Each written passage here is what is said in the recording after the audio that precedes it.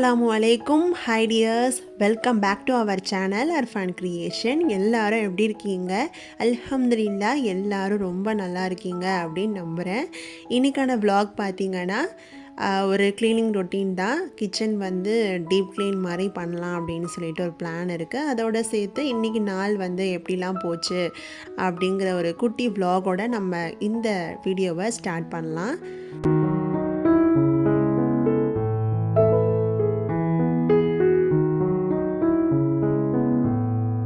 பெருநாள்லாம் முடிஞ்சதுக்கப்புறமா நம்மளோட back to routine start ஆகிடுச்சு இல்லையா?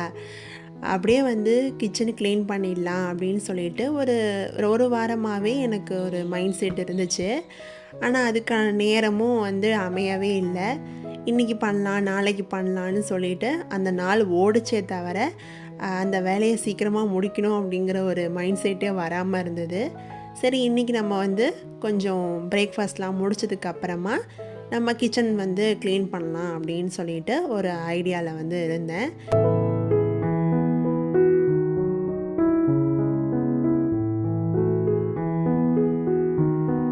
காலையில் பிரேக்ஃபாஸ்ட்லாம் முடிச்சதுக்கு அப்புறமா தான் என்னோடய க்ளீனிங் ஒர்க்கே நான் ஸ்டார்ட் பண்ணேன். இந்த பக்கம் அடுப்பில் பார்த்திங்கன்னா வெந்நீர் வச்சுருக்கேன். அது வந்து எதுக்காகன்னு சொல்லிட்டு அப்படியே பார்க்கலாம். இன்றைக்கி என்னோடய சின்ன கிச்சன் கவுண்டர்டாப் ஏரியாவை தான் வந்து நான் டீப் க்ளீன் பண்ண போகிறேன். டீப் க்ளீன் அப்படின்னு சொல்லும் போதே இந்த கண்டெய்னர்லாம் வந்து நம்ம க்ளீன் பண்ணாமல் எப்படி இருக்க முடியும்? அதனால தான் இந்த மசாலா ஐட்டம் மற்ற எல்லா ஐட்டமுமே நான் வந்து இந்த மாதிரி ஒரு பேப்பர் கப்பில் கொட்டிட்டு இந்த கண்டெய்னரை ஃபுல்லாகவே நான் டீப் க்ளீன் பண்ணி வைக்க போகிறேன்.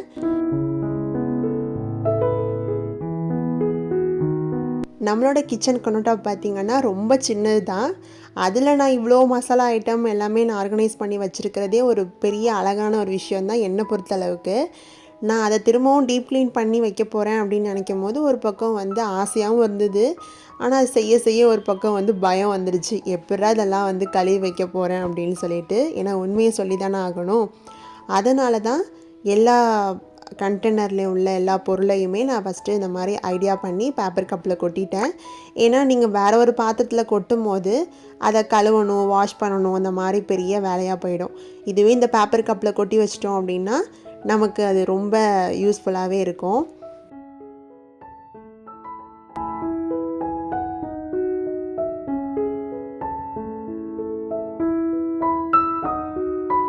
இப்போ ஓரளவுக்கு பார்த்திங்கன்னா எல்லா கண்டெய்னரையுமே நான் வந்து எடுத்து வச்சுட்டேன். இதுக்கப்புறம் இதை வந்து க்ளீன் பண்ணுறதுக்காக நான் பேக் சைடு தான் வைக்க போகிறேன்.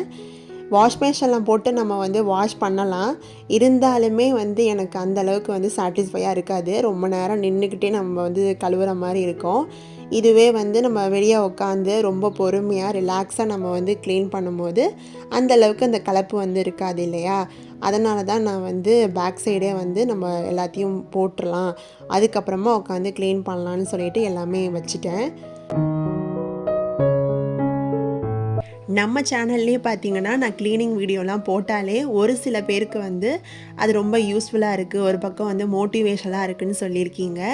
அந்த கமெண்ட்லாம் நான் பார்க்கும்போது எனக்குமே ரொம்ப சந்தோஷமாக இருக்கும். நான் ஒரு பக்கம் வந்து வெந்நீர் வச்சுருந்தேன் இல்லையா? அது எதுக்காக வச்சுருந்தேன்னு பார்த்திங்கன்னா இந்த ஆயில் கண்டெய்னர் வந்து க்ளீன் பண்ணுறதுக்காக தான். ஒரு பெரிய பாத்திரத்தில் நான் ஃபஸ்ட்டு வெந்நீரை ஊற்றிட்டு அதில் கொஞ்சமாக பேக்கிங் சோடா வந்து கலந்து வச்சுருக்கேன். இதுக்கப்புறமா தான் அந்த ஆயில் கண்டெய்னர் இருக்கு இல்லையா? அதில் வந்து கொஞ்சமாக அரிசி மாவு போட்டுட்டு இந்த வெந்நீர் தண்ணியை வந்து அதில் ஊற்றி நல்லா கலந்துக்க போகிறேன். இந்த மாதிரி நீங்கள் நல்லா வைக்கும் போது இந்த பாட்டிலில் உள்ள எல்லா எண்ணெய் பிசுக்குமே வந்து ஓரளவுக்கு வந்து நல்லா ரிமூவ் ஆகிடும். ஒரு டிப்ஸ் என்னன்னு பார்த்தீங்கன்னா, இந்த பிளாஸ்டிக் கண்டெய்னரை விட உங்களுக்கு அந்த கிளாஸ் கண்டெய்னரில் உள்ள அடிப்பகுதி வந்து ஓவர் எண்ணெய் பிசுக்காக இருக்கும். அதுக்கு ஒரு டிப்ஸ் என்னன்னு பார்த்தீங்கன்னா, சாதா அரிசி இருக்கு இல்லையா? அதை வந்து உள்ளே போட்டுட்டு நீங்கள் ஒரு ஷேக் பண்ணி நீங்கள் ஊற வச்சிட்டிங்க அப்படின்னா சூப்பராக வந்து அடியில் உள்ள எல்லா அந்த எண்ணெய் பிசுக்குமே ரிமூவ் ஆகிடும். நான் இப்போ இதை வந்து ஒரு பக்கம் ஓரமாக வச்சுட்டேன்.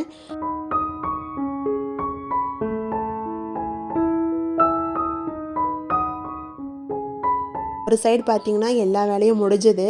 கேஸ் ஸ்டவ் மட்டும் நல்லா வந்து இந்த மாதிரி தொடச்சி க்ளீன் பண்ணி ஒரு ஓரமாக எடுத்து வச்சுட்டு நம்மளோட கவுண்டர்டாப் வந்து க்ளீன் பண்ண ஆரம்பிக்க வேண்டியதான். அதுக்குமே பார்த்திங்கன்னா கொஞ்சமாக தண்ணி வந்து எடுத்திருக்கேன். அதில் வந்து இந்த பேக்கிங் சோடா இருக்கு இல்லையா? அதை வந்து சேர்த்துட்டு கொஞ்சம் விம் ஜெல் வந்து சேர்த்து கலந்து வச்சுருக்கேன். இதை வச்சு தான் நான் வந்து ஃபுல்லாக இந்த கவுண்டர் டாப்பை வந்து க்ளீன் பண்ண போகிறேன்.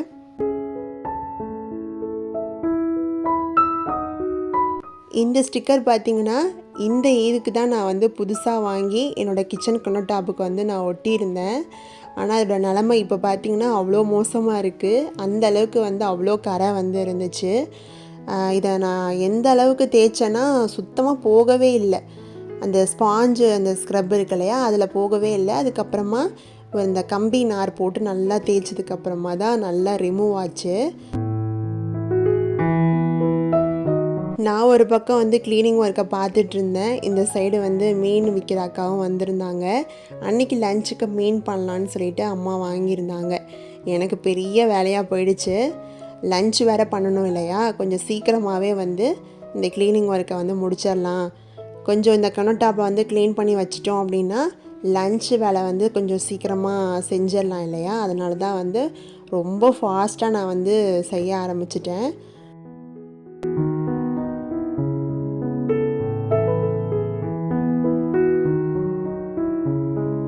முடிஞ்ச அளவுக்கு பார்த்திங்கன்னா கிச்சன் கவுண்டர் டாப்பை வந்து நல்ல ஒரு டீப் க்ளீன் மாதிரி வந்து க்ளீன் பண்ணி வச்சுருக்கேன். அதுக்கப்புறமா இந்த கிச்சன் சைடில் உள்ள விண்டோவெல்லாம் வந்து நல்லா தொடச்சி அதுவுமே வந்து நீட்டாக வச்சிடலான்னு சொல்லிட்டு க்ளீன் பண்ணிகிட்ருந்தேன். அவ்வளோதான், என்னோடய கிச்சன் வேலை வந்து இதோட முடிஞ்சிருச்சு.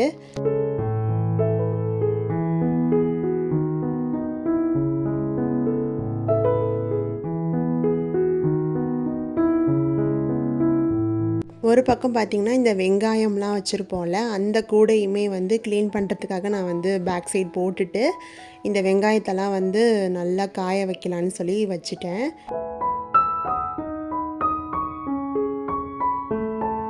நம்ம சோர்ந்து போகிற நேரத்தில் பார்த்திங்கன்னா ஒன்னாலையும் முடியும் அப்படின்னு சொல்லி நம்ம தோலை தட்டுறதுக்குமே ஒரு உறவு வந்து கண்டிப்பாக நம்ம வாழ்க்கையில் கண்டிப்பாக இருக்கும். இப்போ ஒரு 2-3 நாளைக்கு முன்னாடி நடந்த ஒரு விஷயந்தான். என்னென்னா, எனக்கு ஒரு மைண்ட் செட் வந்துருச்சு. ரொம்ப சோர்ந்து போயிட்டுனே சொல்லலாம். நான் இப்போ ப்ரெக்னெண்ட்டாக இருக்கனால பார்த்திங்கன்னா என்னால் அந்த அளவுக்கு வந்து வீடியோஸ் வந்து போட முடியாது இதுக்கப்புறம். அதனால் நம்ம வந்து யூடியூப்பை வந்து ஸ்டாப் பண்ணிடலாம், கொஞ்சம் கேப் எடுத்துக்கலான்னு சொல்லிட்டு ஒரு மைண்ட் செட் வந்துட்டேன். அந்த மாதிரி நேரத்தில் தான் நான் வந்து என் ஹஸ்பண்ட்டை சொன்னேன், இந்த மாதிரிலாம் வந்து எனக்கு தோணுது, என்ன பண்ணலான்னு சொல்லிட்டு. அப்போ என் ஹஸ்பண்ட் சொன்ன விஷயம் வந்து, எனக்கு வந்து புரியுது, உன்னோட ஹெல்த்தையும் நீ வந்து டேக் கேர் பண்ணிக்கணும். அதே மாதிரி நீ இந்த அளவுக்கு நீ 1000 சப்ஸ்கிரைபர் ரீச் பண்ணதே பெரிய ஒரு விஷயம். உன்னோட வ்ளாகும் பார்த்து உன்னை பிடிச்சவங்களும் இருக்காங்க. நான் கமெண்ட்லாம் படிக்கும் போது எனக்குமே ரொம்ப சந்தோஷமாக இருக்கும். அதனால் நீ வந்து விட்ருன்னு நினைக்காத, கொஞ்சம் கேப் வேணால் எடுத்துக்கோ. அதனால் வந்து உன்னால் முடியாதுன்னு மட்டும் நீங்கள் எப்போவுமே நினைக்காதன்னு என் ஹஸ்பண்ட் என்கிட்ட சொன்னாங்க. நம்மளால் முடியாதுன்னு நம்ம யார்கிட்டயாச்சும் சொன்னோன்னா என்ன சொல்லுவாங்கன்னா, முடியலன்னா விட்டுரு, எதுக்கு வந்து நீ இதெல்லாம் பண்ணிகிட்ருக்கேன்னு சொல்லுவாங்க. ஆனால் என் ஹஸ்பண்ட் வந்து உன்னால் முடியாதுன்னு மட்டும் நினைக்காத, உன்னால் முடியும், நீ வந்து உன்னோட உடம்பையும் பார்த்துக்கோ, இந்த விஷயத்துலையும் நீ கான்சன்ட்ரேஷன் பண்ணு அப்படின்னு சொன்னாங்க. இந்த மாதிரி ஒரு வாழ்க்கை துணை வந்து என்னோடய வாழ்க்கையில் அல்லாஹ் தஆலா கொடுத்ததுக்கு வந்து நான் அல்லாஹ்க்கு தான் வந்து நன்றி சொல்லணும்.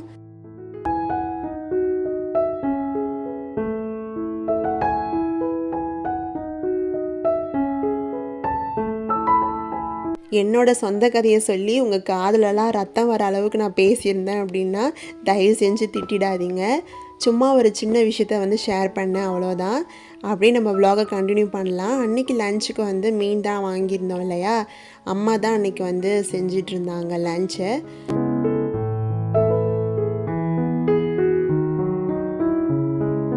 வீட்டில் மீனானம் செஞ்சாலே ஒரு தனி வாசம்தான். அதுவும் அம்மா செஞ்சால் சொல்லவே வேணாம். அன்றைக்கி க்ளீனிங் ஒர்க்கெல்லாம் முடிச்சதுக்கப்புறம் பார்த்திங்கன்னா எப்படா சாப்பிடுவேன்னு தான் இருந்தது.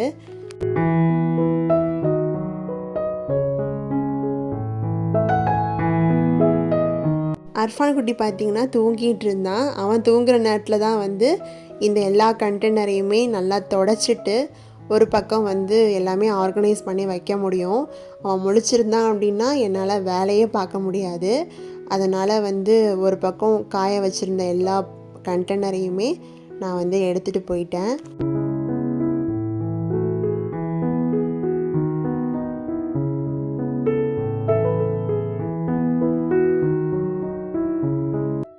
கண்டெய்னர்லாம் பார்த்திங்கன்னா லைட்டாக வந்து ஈரமாக இருந்தது. அதனால் ஒரு டவல் வச்சு தொடச்சி வச்சிட்டோன்னா ரீஃபில் பண்ணுறதுக்கு ஈஸியாக இருக்கும்னு தொடச்சி வச்சுட்டேன்.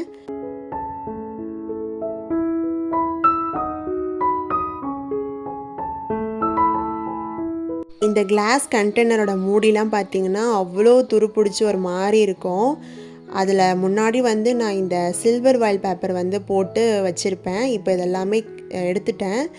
என்கிட்ட தான் வந்து இந்த ஒரு ஸ்டிக்கர் இருக்குது இல்லையா, இந்த கவுண்டர் டாப்புக்கு வந்து வாங்கின ஸ்டிக்கர் வந்து மீதம் இருந்துச்சு. அதை வச்சு நம்ம வந்து இந்த மூடியை நல்லா கவர் பண்ணி ஒட்டிடலான்னு சொல்லிட்டு அதுதான் வந்து பண்ணிகிட்ருந்தேன்.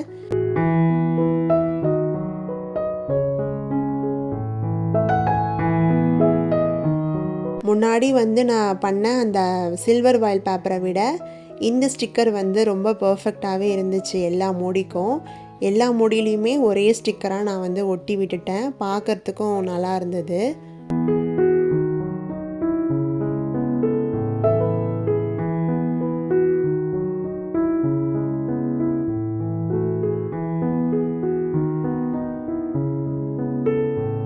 இப்போ இந்த எல்லா கிளாஸ் கண்டெய்னர்லேயுமே நான் ரீஃபில் பண்ண போகிறேன். அதுக்கு முன்னாடி இந்த மாதிரி ஒரு பேப்பரை வந்து கோன் மாதிரி ரெடி பண்ணி அதில் நம்ம ரீஃபில் பண்ணும்போது எந்த ஒரு இதுவுமே சிந்தாமல் நம்ம வந்து ரீஃபில் பண்ண முடியும். நான் பண்ணுறேன் பார்த்திங்களா, கொஞ்சம் கூட வந்து கீழே சிந்தாது. ரொம்ப ஈஸியாக நம்ம வந்து ரீஃபில் பண்ணிடலாம்.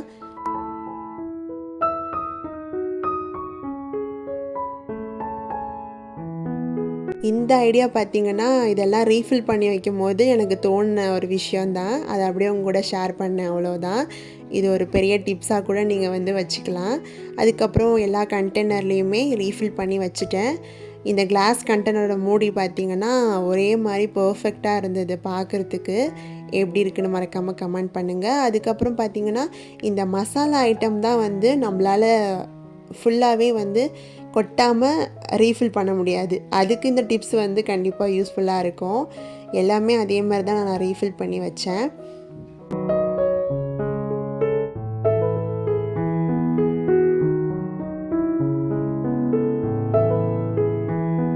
என்னோடய குட்டி கிச்சன் கவுண்டர்டாப்பை வந்து நான் இப்போ ஆர்கனைஸ் பண்ணி வைக்க போகிறேன். அதுக்கு ஃபஸ்ட்டு ஸ்டாண்டே வந்து தர்மாக்கோல் தான். என்னோடய வீடியோ பார்க்குற என்னோடய சப்ஸ்கிரைபருக்கு தெரியும் நான் ஸ்டாண்டாக எது யூஸ் பண்ணுவேன் அப்படின்னு. தர்மாக்கோல் வந்து இருந்துச்சு. சரி இதையே நம்ம ஆர்கனைஸ் பண்ணி வச்சிடலான்னு சொல்லிட்டு இந்த கிளாஸ் கண்டெய்னர் எல்லாமே பெருசுலேருந்து சின்னது மாதிரி ஆர்டராக வந்து ஆர்கனைஸ் பண்ணி வச்சுட்டேன். பார்க்குறதுக்குமே நீட்டாக இருந்தது.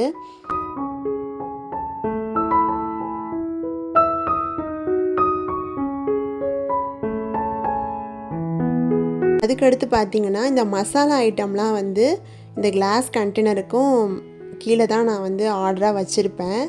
ஆனால் இப்போ என்ன ஆயிடுச்சுன்னா அர்ஃபான் குட்டி வளர வளர எல்லாத்தையும் எடுக்க ஆரம்பிச்சிட்டான். அதனால் இந்த ஒரு சில்வர் ஊக்கு இருக்கு இல்லையா, இந்த ஊக்கை வச்சு என்கிட்ட வந்து ஒரு ஸ்டாண்டு வந்து இருக்குது, 2 ஸ்டாண்டு.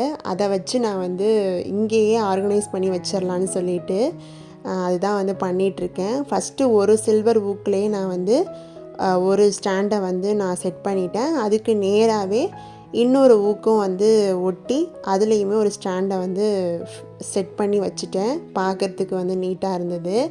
அர்ஃபான் குட்டி வந்து எல்லாத்தையும் எடுக்கிறான்னு சொல்லிட்டு தான் நான் மெயினாக இந்த மாதிரி ஆர்கனைஸ் பண்ணவே ஸ்டார்ட் பண்ணேன். ஆனால் செஞ்சு முடிச்சதுக்கப்புறம் பார்க்க ரொம்ப நீட்டாக நல்லா இருந்துச்சு பார்க்குறதுக்கு.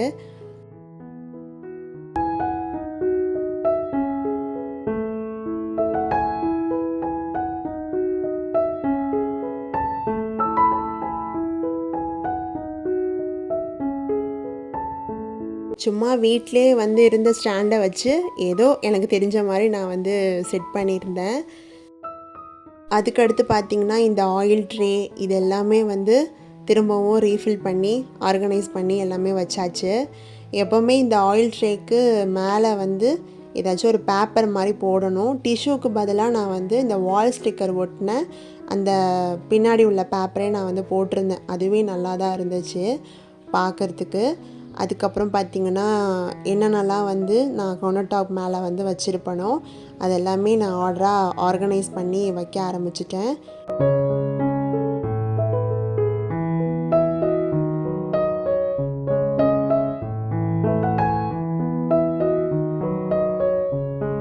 என்னோட கிச்சன் கவுண்டர்டாப் பார்த்திங்கன்னா ரொம்ப சின்னது தான். அதில் இந்த கரண்டி ஸ்பூன் இது எல்லாமே நான் வந்து ஒரு சைடு வைக்க முடியாது. இந்த விண்டோக்கும் சைடில் பார்த்திங்கன்னா கொஞ்சம் இடம் இருக்கும். அதில் தான் நான் எப்போவுமே வந்து வைப்பேன். எல்லாமே தனித்தனியாக தான் வந்து வைக்கிறது.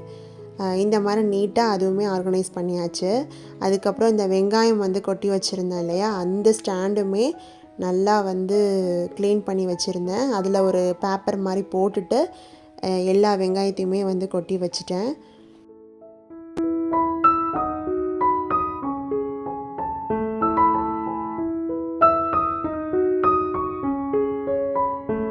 நம்ம கண்டிப்பாக பார்த்திங்கன்னா பெரிய வெங்காயத்தோடு சேர்த்து சின்ன வெங்காயமும் வந்து கொட்டி வச்சுருப்போம். அது வந்து எடுக்கிறதுக்கு ரொம்ப கஷ்டமாக இருக்கும். அதுக்கு ஒரு டிப்ஸாக நான் என்ன பண்ணேன்னா, அந்த மாதிரி ஒரு கவர் வந்து எடுத்திருந்தேன். அதுக்கு உள்ளே வந்து இந்த மாதிரி ஒரு சின்ன அட்டை வந்து வச்சுட்டு அதில் வந்து சின்ன வெங்காயத்தெல்லாம் கொட்டி வச்சுட்டேன். காலையில் ஆரம்பித்த க்ளீனிங் ஒர்க்கை வந்து ஈவினிங் வரைக்குமே தொடர்ந்து கம்ப்ளீட்டாக முடிஞ்சிருச்சு. இப்படி தான் என்னோடய கிச்சன் கவுண்டர்டாப்பை வந்து நான் க்ளீன் பண்ணேன். எப்படி இருக்குன்னு சொல்லிட்டு மறக்காமல் கமெண்ட் பண்ணுங்கள். அன்றைக்கி லஞ்சே பார்த்திங்கன்னா ஈவினிங்க்கு மேலே தான் நானே வந்து சாப்பிட்டேன். அந்தளவுக்கு வந்து பிஸியாக போச்சு.